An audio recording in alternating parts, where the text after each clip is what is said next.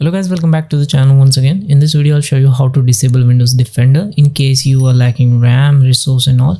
So this is the task manager. As you can see, I am running with many processes and one of them is anti-malware service executable. This is the process which runs with your Windows Defender, and in some cases while you are gaming or you are doing some heavy task or you are trying something private thing, you don't want Windows Defender security to ruin that thing.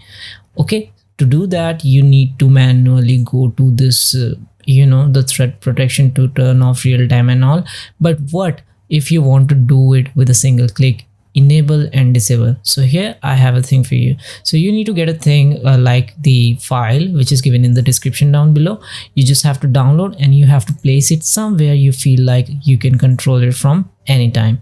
So this is called Defender control, and to disable that, first you need to open it up. Then you have to move over to this menu and you have to add it to the exclusion list, because the Defender is going to treat this as a virus.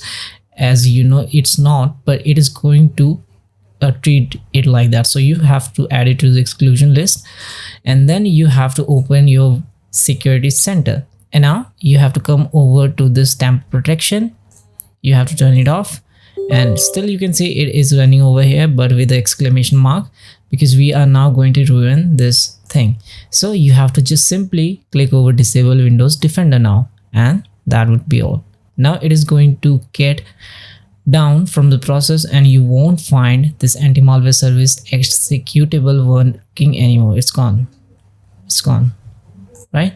So you can see it's turned off. Neither it is over this notification area, neither it's on its the task manager process list. You can't find it anywhere. Now your system is much faster, and the task you want to get it done, you can do that. And if you want to enable this again, you just have to click over enable Windows Defender, and that would be all. But after enabling it, it would be better if you make a fresh restart of your computer, then it will be working fine completely. So let me open Windows Defender. You can see it is back again on its working position. You can just turn it on and all good.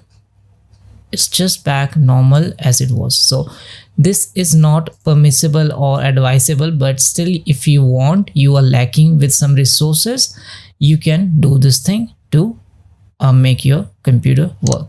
Thanks for watching. I'll see you guys in the next video. Have a great day, guys. Bye bye.